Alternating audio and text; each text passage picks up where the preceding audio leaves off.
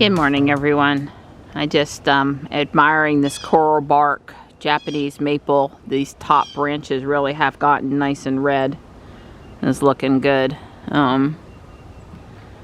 It's another February day where we're lucky that we have sunshine and you know, low 30s, mid 50s, just, you know, standard middle of winter, approaching spring, I guess end of winter day for us. Not bad. Not bad at all. We like sunny days in February here. That's good. So I am headed to pick up Sam here in a bit. We'll go for a walk and then headed to pick up Sam for our Cats and Lunch monthly time together. Should be fun. Hi, Panther. Good morning. Hey, bud. Hi, I was out here and saw him at midnight. Brought him a little bit of the shreds. I put shreds in your meal. I can see while I was outside that nighttime helped you eat it, but that's okay. Mom will bring back out even more. I gotta do chicken again. Gray's got chicken this morning. But I gave him some of that good canned shred stuff. Well, good in that they like it. I don't know how good it is for them. It seems less fake than some of the other canned food. It's not cheap, and that doesn't mean anything either, right? Paying money doesn't necessarily improve product. Well, I'm looking forward to our walk. I'm waking up. Good morning. Hi, sweet pea. You know where you rate. You've got chicken. Yep. Good girl. So Don accidentally dropped his glove on the ground yesterday, and neither one of us saw it. And of course, we're the ones that pick up stuff over here. So it's just still laying right where he dropped it. Wow. Wow, I'm glad you didn't lose your glove. You're using those a long time. You're kind of attached to them. They're not wore out. And these gloves are well over 10 years old. Yeah. I'm on my way to Harbor Freight to get some Lego storage bins and then to pick up Sam. I was just gonna say that Dodge up there at first at the light on the left is one of the town's 4 stealth police cruisers. It does have some markings on the sides, but they're basically blend into the black paint. The only time you're gonna know that car's what it is either a really good up close look at it or lights at night on the side of it to light up the paint. The town was very happy to have acquired these 4 vehicles. Yeah. This does seem to be a well-marked construction zone area, so I am letting Ruby drive through here. She's handling it fine. Wasn't super happy I got caught behind the truck, although I guess no reason not to be because he's moving pretty quick. I don't know what all they're doing here. It's a lot of blocked off for whatever it is they're doing. Now, a couple of these turnabouts don't have, no, Ruby. She tried to go into the turn lane. This is where I wish I got to pass on feedback because I don't. Jules, the newer cars allow you to pass on feedback, but Ruby doesn't. I can't tell them that I jerked out of autopilot because she tried to dive into an inappropriate turn lane. Anyway, what I was trying to say is those crossovers back there don't have appropriate turn lanes. So if they were going to add those back there, as annoying as that is, since they did that to some of these other ones a few years ago, it's really the right answer because there's accidents or near accidents near them all the time. Yeah, lots of stuff going on over here to get the on and off ramps situated. Wow, that's looking like a real interstate down there now.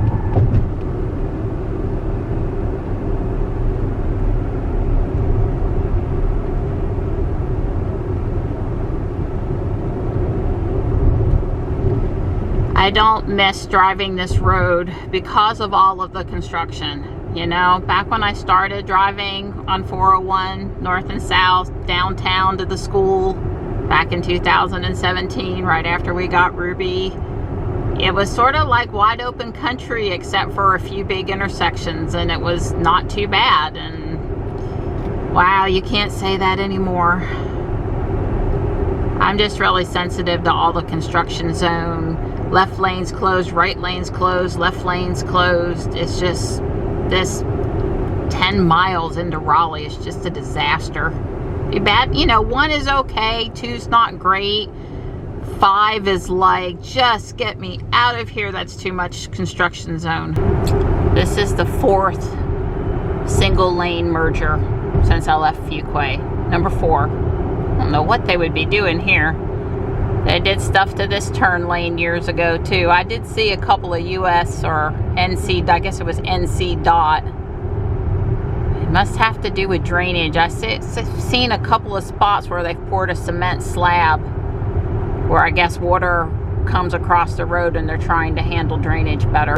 Wow, that was super scary. The pickup truck that passed me all in a big rush, he had to come to a complete stop in the left lane because someone with a trailer was turning at one of the turn things that doesn't have a turn lane, one of the crossovers with no turn lane, and he had to stop from like 50 mile an hour down to a complete stop super duper quick, and he couldn't get over because I was there. And it's a good thing because there's a tractor trailer behind me and he wouldn't have had enough room to stop. I don't like it when I'm almost smushed between this bad driving. Okay, like I said, I don't miss being on 401. I've left Fuquay 10-15 minutes ago, and really going to be happy to see Sam, don't misunderstand, but and there's no place you can drive anymore that it's not like this. There's really not. This poor lady posted on Facebook the other day how she'd been involved in an accident, and would people please in Fuquay, I guess 2 accidents in 6 weeks, neither her fault. So her new vehicle that she'd gotten got smashed up too, damaged at least. I don't know that it was totaled, but she was going to be without her new vehicle due to losing the other vehicle to the first accident. I felt bad for her. But she was like, people, please slow down. Please be safe. It's you and your kids and your family members out there. Leave early. Obey the law. Blah, blah, blah. And I don't mean that to make fun of her, because I'm totally there with her. But the people she's trying to get to change, they're not going to change. So, but it's, you know, you can't even get across town, Fuquay, really, without issues. Although since 401 is a U.S. highway, they really should not have any crossovers without an appropriate turn lane in a 45 or 50 mile an hour zone. It's just asking for somebody to get clobbered. See, me, I wouldn't use the turn lane without the crossover without the turn lane. I just go up to the next one because there are ones that have appropriate turn lanes. I would never turn there, especially with the trailer sticking out far. So yesterday I was in a turn lane that you couldn't get all the way into, but there really was like a no man's land to get over. Today, this turn lane is backed up too far, but there's no man's land. There's no spot. I'm driving now. I had to jerk out of autopilot so many times today, not because autopilot can't handle stuff really, but just because of the stupid construction and the people driving badly, and just, anyway, I wanted to talk about one more unrelated thing today. 3 times within 24 hours, I think Don and I made comments to each other that started out, I don't know if this is true or not, but one of them was about Elon being nominated for the Nobel Peace Prize. Apparently somebody posted it on Twitter and they phrased it that way, but even so, Don and I are phrasing a lot of stuff this way. Did you see the skeletons dressed for St. Patrick's Day? That was interesting. They're on the fence on the right.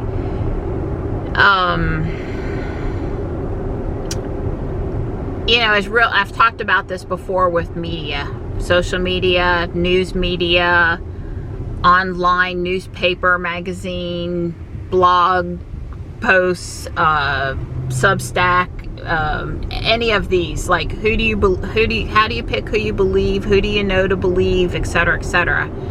Well, my comment to Don this morning is that, you know, our research indicates that we think Dr. Berry, Dr. Baker, Dr. Eric Westman over at Duke for sure, we buy into their way of eating, WOE, way of eating. We're sold on it. Mostly, I would say the approach is don't eat ultra processed or even processed food. If you can avoid it, eat whole foods. And we think a meat-based approach, animal-based approach is good, but a plant-based approach is not horrible if you are not going to eat processed foods.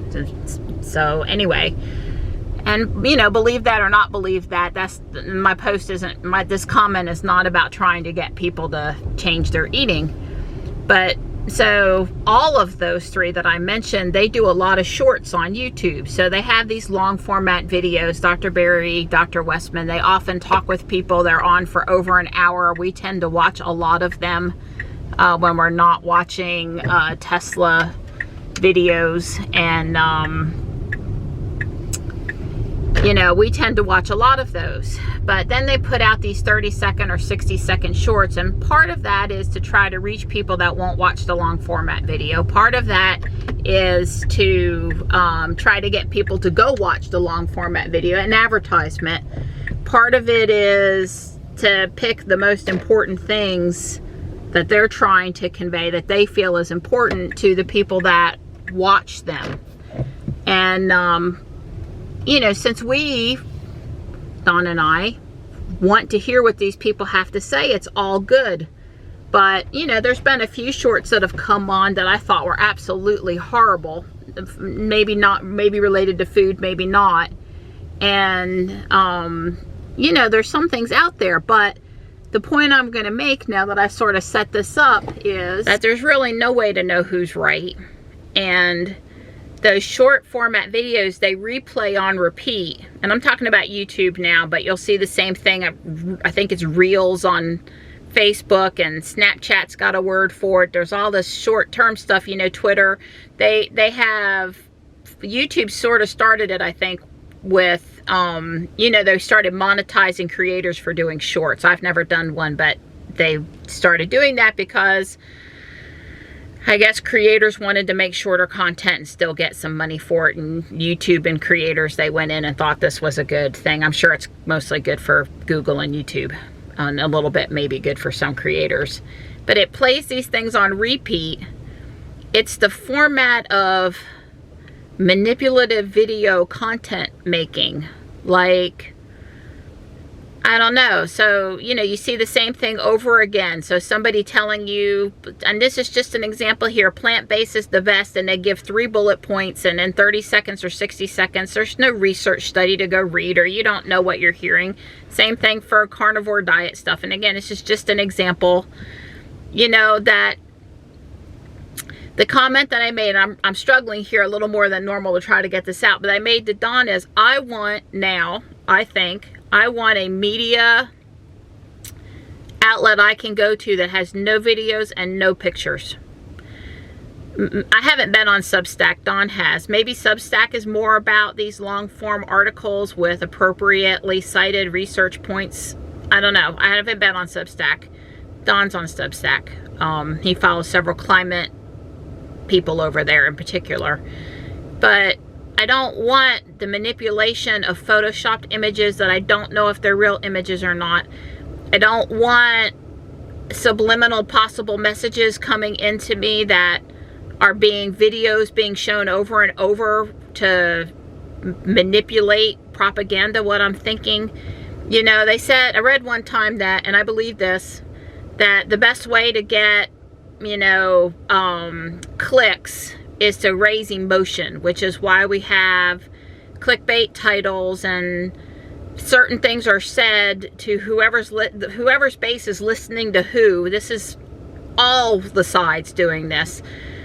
of get me all emotional about it, and then you're going to get more clicks about it, and then you're going to get more interest in it, and then it's going to stir it up. And I've seen it on a couple of Ruby's videos happen.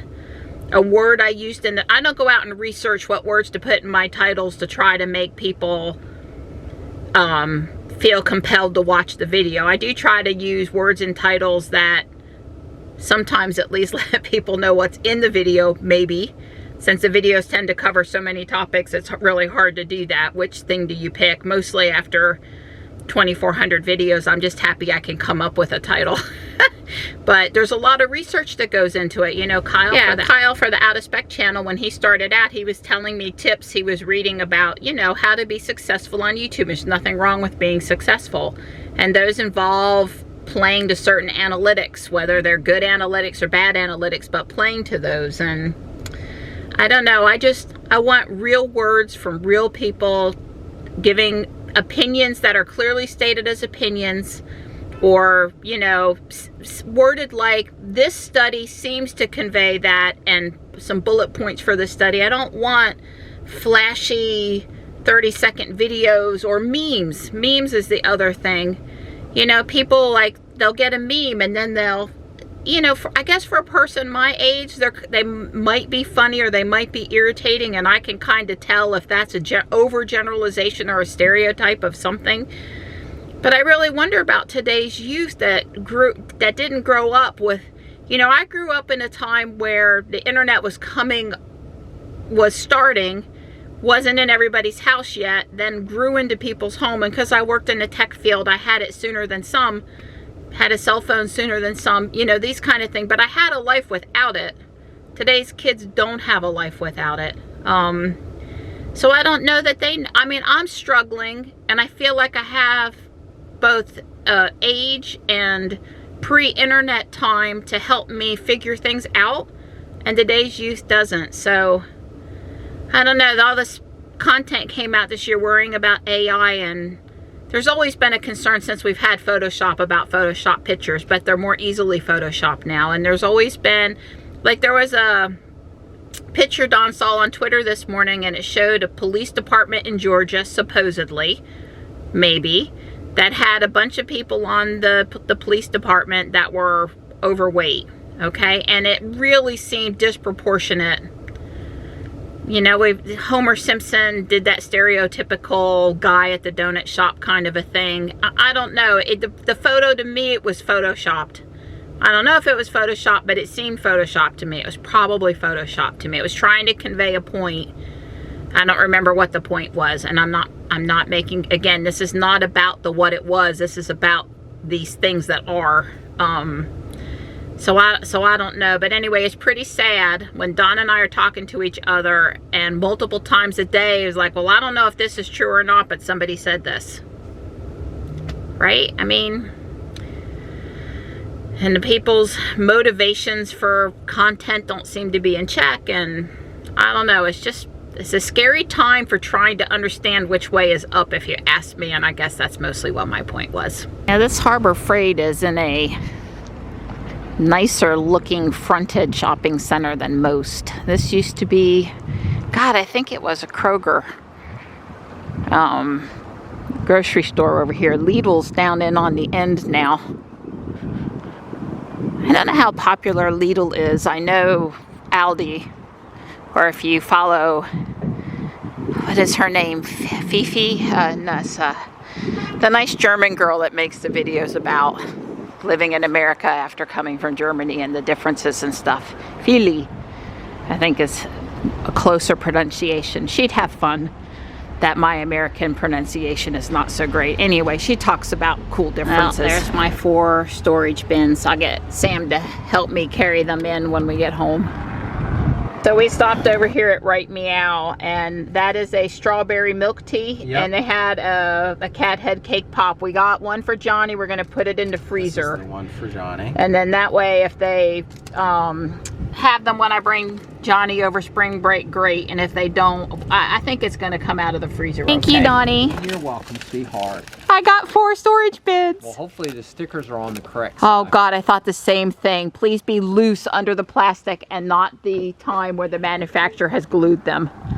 because I really can't see the bin and I have to unglue it. I have to work hard to get the label off. Tucks to look up for a picture because I held Stripe up in front of him. The techniques we have to use to get good pictures. Marty! Marty! Come here, bud. Come here, Mart. Come, Mama. Marty! Marty! Go on the chair up here. Beside Tux? Yeah. Are you kidding? Marty! Okay, maybe in a minute. The short answer is they were stuck to the bins and Dawn finessed them. They were not as stuck as sometimes, but they were still stuck. We would prefer the manufacturer not use the glue on the labels. That's correct. Because they stay underneath the clear plastic, packing plastic. So, yeah, the glue is sort of unneeded. Yeah, I agree. They do seem to love to use all that plastic.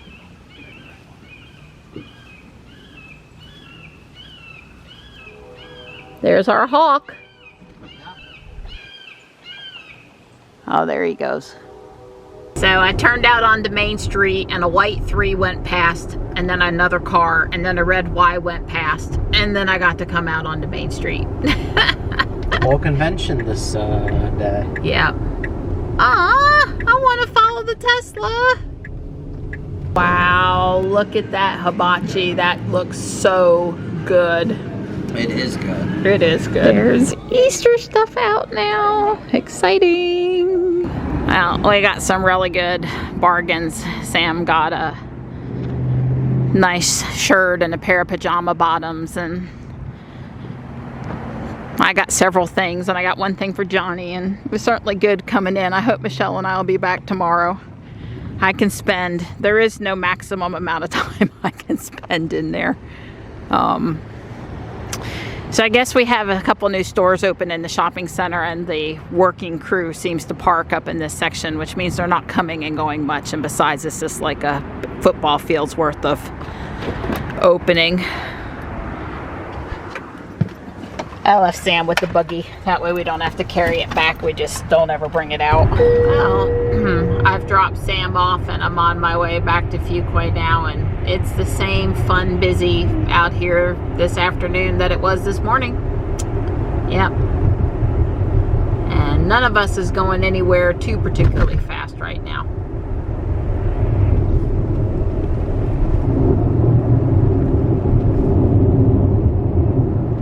I'm home. Don went to the landfill. The van's gone. He had told me he was gonna do that, so I'm headed back out to Ruby to get Guardian Angel purchases out of the trunk. And it's getting late. I moved the food to the bricks this time of day every day. It's only been 5 minutes. Don's home. I got Stripe in the house. Spot is actually straight there. I can still see him. Morris and Stripe were starting to try to block him from coming up the hill, and I see Morris. He's on the cement just below that tree limb. If I could scare Morris away without scaring Spot away, that would be for the best. So while I was waiting for dinner to cook, I put back together Olivia's flower garden. I've got to find a little groundhog guy that's missing one little tiny critter. This scissors guy that I thought went with the hair salon actually goes with the garden gal, Olivia. And this is a minifigure. This is a minifigure from series 19. I think we're on 25 now, so she's a few years old. The flamingo goes with her, and she's Gardner. So I think she displays nicely with this, and I think these guys will get displayed with my botanical garden. So this is 41335 Mia's Treehouse. I know for a fact that I've already restored one of these one time, and then I now have two. It has virtually all the parts. It's missing the flag, and I put a purple bird in to substitute for the blue bird, but since the nest is that lavender color, I really need the blue bird so he'll stand out. And I need to find the girl that's supposed, this is the boy, but the girl, I need a blue top and green bottoms. Here's the hair and the face. And then I added an extra minifigure.